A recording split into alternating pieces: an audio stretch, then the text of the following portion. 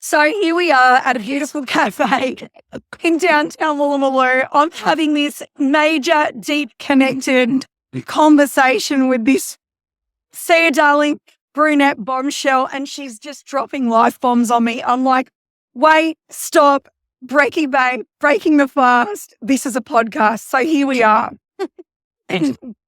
Kate Constantina, Aboriginal artist, mother, wife, friend, confidant, motivator, I don't know. inspirator, rejuvenator. She's all of the above. So let me introduce you to a very special friend of mine. We have not seen each other in 10 years, and it's literally feels like it's been 10 seconds. Yeah, a minute. A minute. And so if there's anyone in this world that is the antithesis of breaking the fast, it's my fellow adult ADHD embracer, Energizer Bunny. Yeah, talk to me about that. So a little bit of a background of Kate. So I met Kate, 20 years ago. 20 years ago behind a DJ box at a nightclub in Soho. Her and her then partner had a DJ duo, and she was this pocket rocket blonde. She was literally like my twin, which is probably why I loved her so much, because she was so much like me. We were so alike. And she was like, in my eyes, she was just so grown up and so cool, and she was a DJ. And if you know anything about the Sydney social scene, to have a friend who's like a super big deal DJ is like such a feather in the social hat.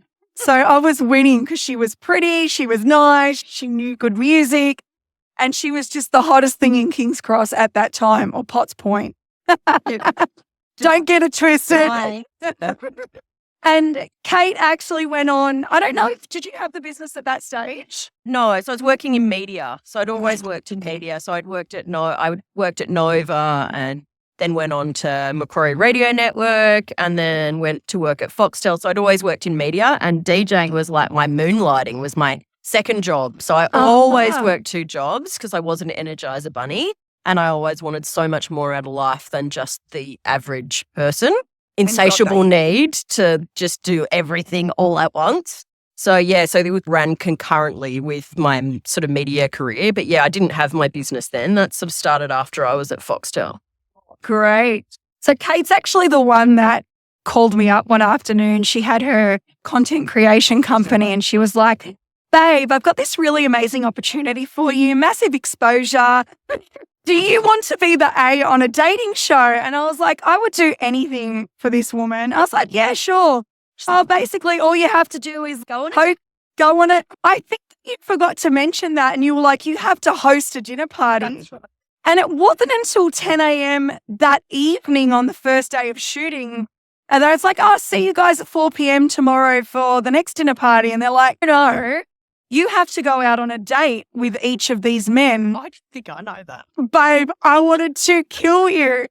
So I was like, What kind of firefighter?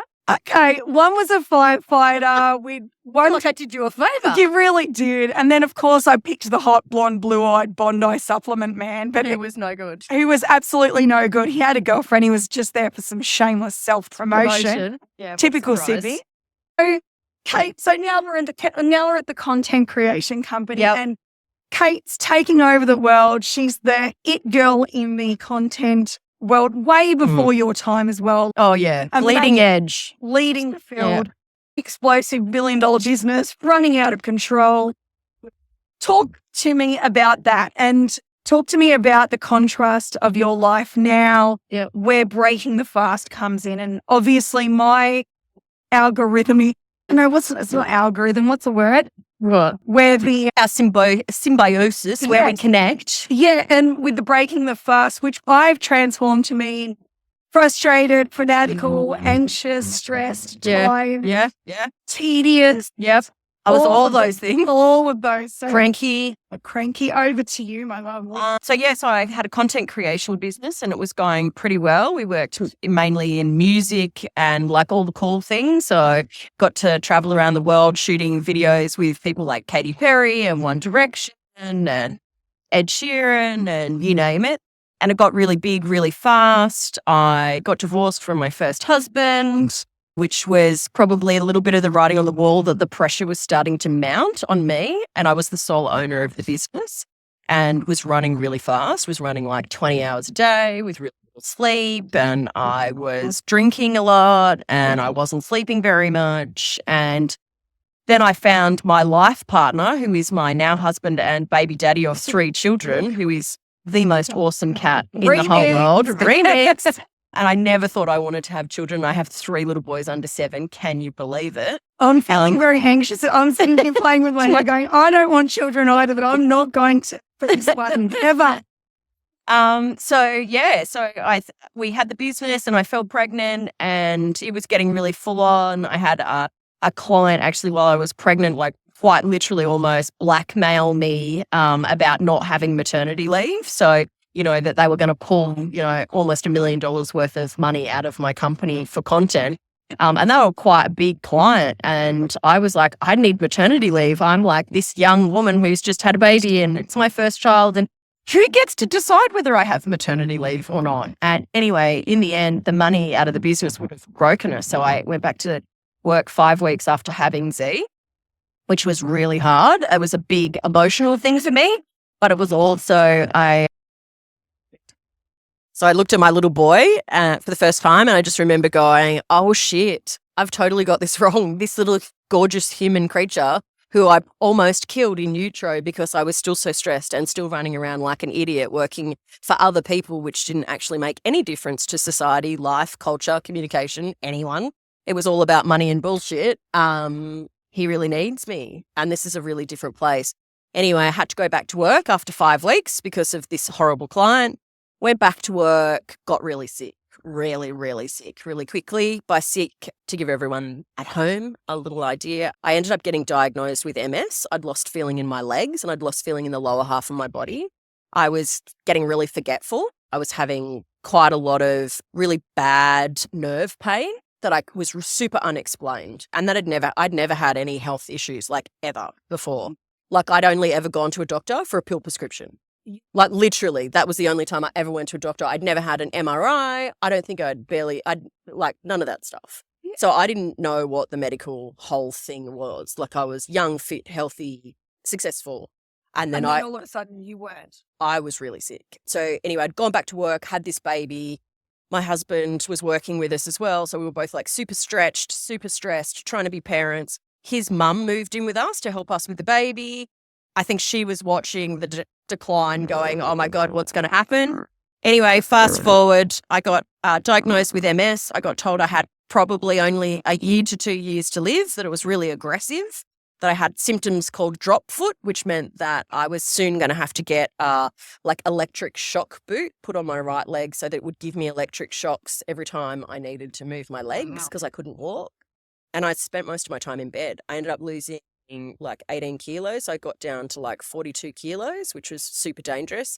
The color. So what was Kate's 20-year-old dream of looking like Kate Moss? Yeah. Became like to a nightmare. Yeah. Total nightmare. And Shay and I, my husband and I, decided we were like, okay, so if I'm going to die, let's die somewhere really beautiful and be with my child. So the business that I had thought that was my whole entire life and I'd placed all my self-respect and my self-worth on, we just dismantled. So we didn't even sell it for money. We got liquidators in to like break it into 100 little pieces, which in the end I actually didn't care about. I thought I would feel really horrible. We made sure we paid all our staff. We made sure we paid all our debts. There a time though during that dismantling of the business or when you had that epiphany that you had to, that was the course of action, were there feelings of like failure?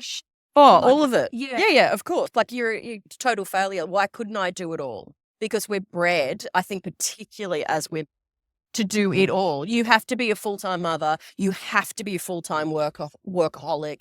You have to be pretty. You have to be fit. You have to have time for coffee. You have to have time for the gym. You have to, and that's just fucking impossible. That's an unrealistic expectation.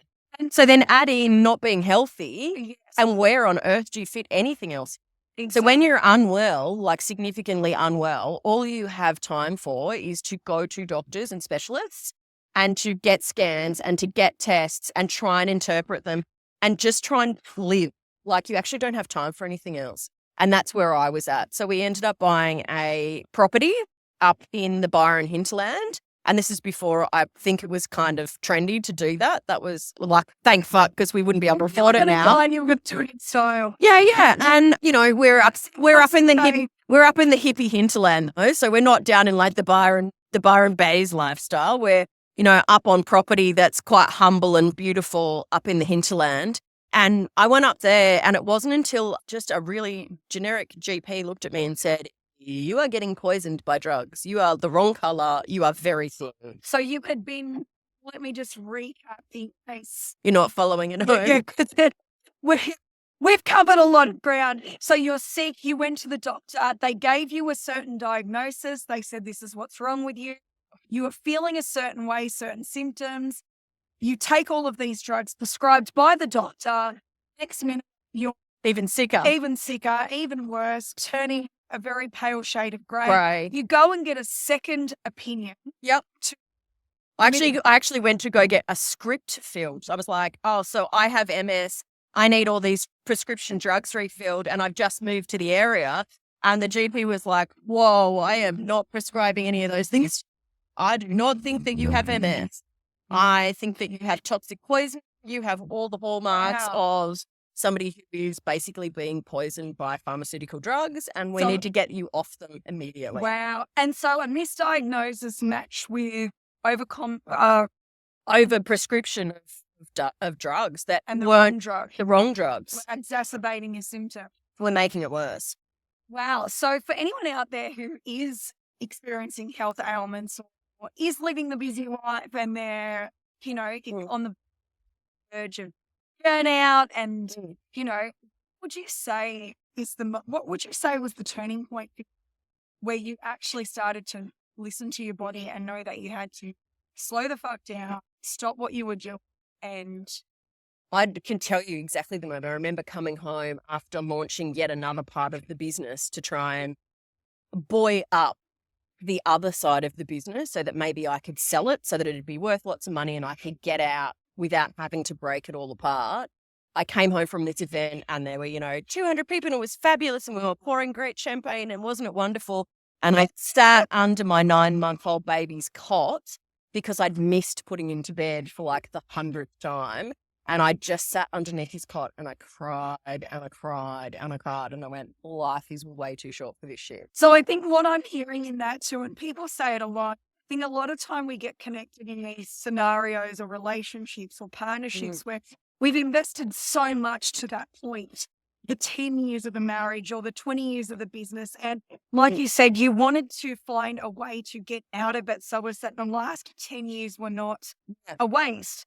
However, then you get more invested. You're actually dumping more in. More time. Yeah. So you have to disconnect. You have to rip off the back. Like the big calling card for me is you must just rip off the Band-Aid. You just have to jump. You have to trust that you'll land somewhere. And even if it's at the bottom, I had someone say to me once, which was such wonderful advice, you can only bounce if you hit the bottom. Yeah. Like a ball can only bounce if it hits the ground. So you actually... Yeah, the struggle really is the gift. You have to hit the bottom in order to project back up. And I hit the bottom. And I think too, that's a lot of all the heavy hitters that I have had conversations with about burnout, about bankruptcy, not necessarily financial bankruptcy, but like life bankruptcy. Literally devoid of everything, energy. They've all said the same thing, like you have to hit rock bottom. And I think for so many of us who have had really abundant, wealthy, full, extra career, when you're in that life and in that fast lane and everything's going and you're a result person and you're a solution person, sometimes... And you don't want to fail. Yeah. And so I guess too, it's a perceived failure, right? So it's a blessing and a curse. Yeah. Like it's a blessing and a curse. You need to be able to live with the failure and realize that actually the only time that you truly learn is when you don't succeed. Like the learning comes from the failing. Absolutely. So there's no failings, there's just lessons. Correct. And it's a perspective change. And so if you could list 3 things about that's or your busy past life that were definite red flags in that moment that you not wish that now in hindsight you could have identified as red flags now? What those three things be? Constant imposter syndrome. You shouldn't always feel like an imposter when you walk into your own world. So if you're in your own world going, I don't belong here, chances are you probably don't. And you're trying to force a square peg into a round hole. And I worked in media and marketing for 20 years and I never ever felt I'm an Aboriginal woman. I'm super connected to country, to place, to spirit, to things that are bigger and better than the capitalist world. And I never, ever, ever, ever belonged. And I knew it from the beginning, which is why I worked so hard not to be ashamed to be there. So I think mortality tells you if you're in the right place or not, and you should listen to your gut. So if you feel like you're an imposter, you're in the wrong spot. That Number two, if you don't wake up in the morning and feel totally proud of what you're doing, why are you doing it? three. Like, if you're not giving back to other people, there's actually no point. Service to people, service to country, service to life. Like if you're not of service, you are being served. And do you want to be that Lord? Do you want to? No one has on their tombstone, wow, he or she was a real bitch. People want to say lovely things about people, and I think to be of service is such a gift to the world. If everyone spent 20% of their time being of service, we'd all be a really, really happy place. I love that. Absolutely. And now on the other side of, we really would be. I mean, it's interesting coming back to Sydney after such long sabbatical and me being in the same position as you, except Bernie's not as bougie as Byron. Let me get red hot. I do live oceanside, but it's so tempestuous, the ocean down there, because I can look and I can appreciate her, but I can't actually swim in her. No. I see what you did there. Yeah. So, on the other side of breaking the fast, what would you say are three words that describe the experience of life that you currently have living outside of that fast lane? Oh, grounded would be like feet on ground, like take your shoes off, literally take your shoes off if you're feeling like you're out of control. It's such a beautiful thing. Take your shoes off, take your clothes off, sit on the floor. Like just grounded is such a beautiful, beautiful place to be because you're not looking for anything else. Yeah. You're not searching for anything. You just stop. You're in the moment. So grounded, inspired, constantly inspired, and inspired by lots of things, inspired by the way a child laughs, inspired by, beautiful things in nature, inspired by a lovely conversation, inspired by nostalgia of looking back through your life and being grateful for some of the things perhaps you weren't grateful for. Like, you just saying that I was a DJ and I was really cool. I was like, for a moment, maybe I was cool. You were so cool back. I'm like grateful for that nostalgic moment. Like, so see the beauty in, those inspiring things. I think that's really, really important. And then the other thing, I just think it's really important to be outside. We've got a culture, like the world globally has this homogenized culture of like being connected to a phone, being connected to a tablet, being connected to a TV, being connected to a car, like all these machines and inside with lights and all these things that are really superficial and very unnatural. I think like, if everybody spent an hour or 2 hours outside in the sun doing the things they need to do, whether it's be on the phone or, being with your child, doing a walking meeting, I think things would be quite a different way. Like the perspective change would be quite profound. Agreed. I noticed it's so funny because I used to give so much shit to people. The tree huggers. Yeah, the hippies. To mock these people, Same. right? Yeah. And now I'm noticing too in Sydney, I notice a lot differently. Excuse me, tongue-tied. I notice a lot of different things. I notice everybody walking around a lot more. Their phones. Not everyone's disconnected. Everyone's in a rush. And then like I go into a park and I sit down in the grass and I notice people with their dogs without their phone and the energy. It's totally different.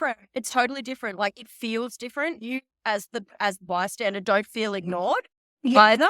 So it's this like connection with others that you might not even know. Like it's eye contact or looking at their dog and patting it.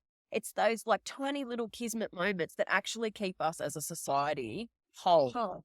And Because together. we need that. And I think, people will say that I'm a bit crazy, but I actually think COVID has been the biggest fucking blessing on so many levels. 100%. Because people actually started going, I'm stuck at home and not at work. Now I have to consciously make the decision to get my ass out to go for a walk because it's the only way I'm allowed to leave my house.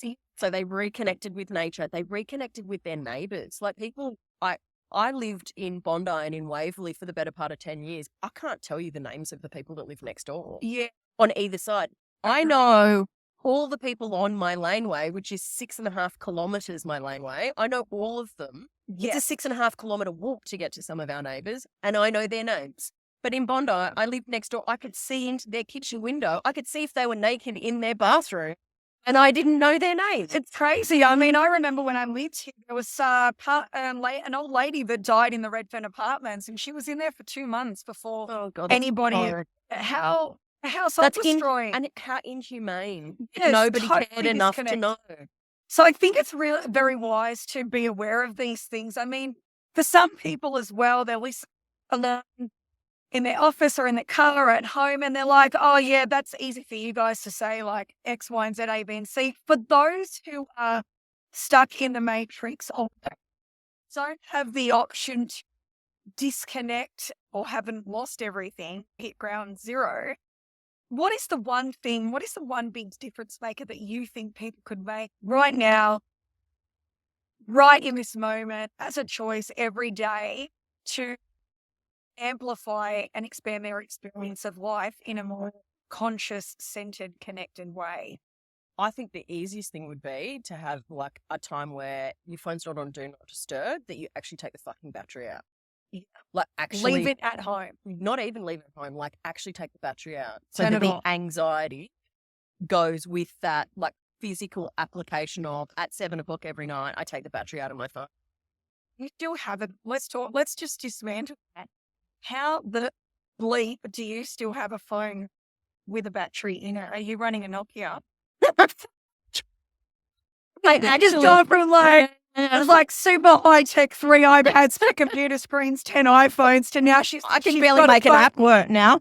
Have you got a walkie-talkie at home? No. But like literally you've got to shut it off. Physically shut it down. We have like no technology Sundays at home. I've got 3 little kids and my husband and I, our phones don't come off the charger and they are off all day Sunday. Like they do not. Take that on. Like it's a whole, and it becomes this such liberating, empowering Saturday. You actually start to look forward to Sunday because you're like, oh, no one can get me. I'm not afraid of my phone. I don't take it with me. The anxiety around like, do I post? Do I take a picture of this? Just fuck it all off. Like completely just leave it.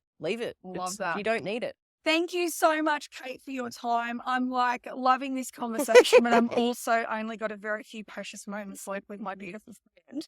So I will post up Kate's details. She's an amazing, commissioned, accomplished, international Aboriginal sensation. She has, tell everybody about, do you have a website? You've got a website, but also do you have a installation somewhere here in Sydney at the moment? I have a few. Yeah. Yeah. The overachiever never leaves. Yeah, no, the overachiever just refocuses their attention on something that's worth something more. So yeah, I've got a really big mural that's going up, like a few 100-meter square mural that's going up at Westfield Parramatta. Yeah, at the moment, up on level 6 that opens on the 30th of November. And I also, I've got a gallery here called the Kate Gallery, which is in Rozelle, that looks after all my stuff. And there's a big project going on at West Warringah Mall, which will launch before Christmas as well. Okay, well, I will put all of the details in that comment section for the podcast. Thank you so much, Kate. Pleasure, treasure. I absolutely love you. This was very impromptu as all of mine. Yeah. I woke up at 5:30 p.m. She literally messaged me and she was like, are we doing this? And this is a coffee. There were nothing was open. Nothing was open. There were no discussions about a podcast. And then I was like, oh my God, this is one of the most extraordinary human beings I know. Transformation queen and definitely liver of the breaking the fast message and ethos. So thank you so much, my beautiful friend. Pleasure. Have a beautiful day. Keep hydrated and don't get to stay fabulous. I love